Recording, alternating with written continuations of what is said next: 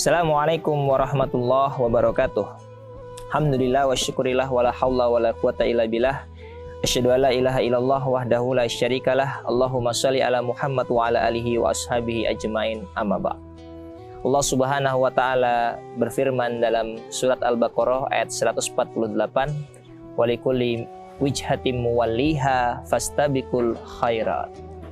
Hadirin yang dirahmati Allah Subhanahu wa taala, dalam ayat ini ada sebuah kalimat yang sering kita lantunkan, kita jadikan sebagai motivasi bagi kita, yaitu fastabiqul khairat.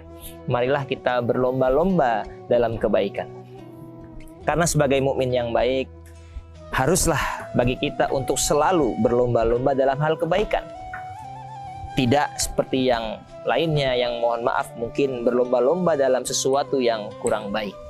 Karena sesungguhnya Allah Subhanahu wa taala sangat mencintai orang-orang yang selalu berbuat kebaikan. Jadi kalau kita setiap hari melakukan berbagai macam aktivitas, maka pastikan dari setiap aktivitas yang kita lakukan itu merupakan aktivitas-aktivitas yang baik. Karena sesungguhnya dari kebaikan itu Allah akan memberikan keberkahan dan kemudahan kepada kita. Mudah sekali bagi kita untuk merefleksi ataupun melihat dan menimbang. Misal, dari pagi sampai sore apa yang kita lakukan? Kita cek saja setiap aktivitas, apa hukumnya dalam agama kita. Apakah dia sunnah, ataupun wajib, ataupun mubah, ataupun haram, ataupun hal dan lain sebagainya. Maka jikalau kita ingin sukses dalam dunia ini, maka pastikan setiap hari yang kita lakukan berputar dari dua hukum saja. Yang pertama wajib, yang kedua sunnah. Yang halal ataupun mubah sekali-kali tidak apa. Ya, wajib sunnah, wajib sunnah, wajib sunnah. Tapi jikalau kita melakukan sesuatu dan ternyata yang kita lakukan ini masuk dalam kategori makruh, yang lebih baik ditinggalkan, atau bahkan yang haram yang jikalau kita melakukan mendapatkan dosa, maka ini dapat menjadi penghampat kesuksesan kita baik di dunia ataupun di akhirat. Usikum wa iyaya. Maka kembali kepada topik kita pada kesempatan kali ini, fastabiqul khairat. Mari bersama-sama kita berlomba-lomba dalam kebaikan, dalam meraih keberkahan dari Allah Subhanahu wa taala. Sebagaimana Rasulullah SAW di saat perang Tabuk, Rasulullah mengumumkan kepada para sahabat untuk bersedekah karena perang Tabuk membutuhkan berbagai macam perlengkapan dan dana yang lumayan. Maka hadirlah Umar bin Khattab datang kepada Rasulullah SAW. Maka Rasulullah bertanya kepada Umar bin Khattab, "Ya Umar, ma tarokta, apa yang kau tinggalkan untuk keluargamu?" Maka Umar bin Khattab mengatakan, "Aku meninggalkan sesuatu sebagaimana yang aku bawa."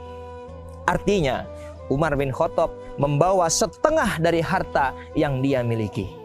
Maka setelah Umar bin Khattab pun pergi, datanglah Abu Bakar As-Siddiq. Maka Rasulullah SAW pun bertanya hal yang sama.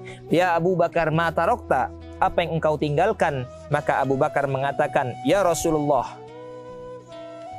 Maka Abu Bakar mengatakan, "Ya Rasulullah, aku tinggalkan untuk keluargaku sesuatu yang lebih baik daripada ini semua." Apa itu? Maka Abu Bakar mengatakan, "Aku tinggalkan kepada keluargaku Allah dan Rasulnya." Artinya Abu Bakar As-Siddiq mensedekahkan seluruh harta yang dia miliki untuk perang Tabuk, untuk fisabilillah. Hadirin yang dirahmati Allah Subhanahu wa taala, begitulah para sahabat sangat berlomba-lomba dalam kebaikan. Umar bin Khattab datang, Utsman bin Affan datang, Abu Bakar datang, dan sahabat-sahabat yang lainnya pun terus berdatangan untuk menolong agama Allah.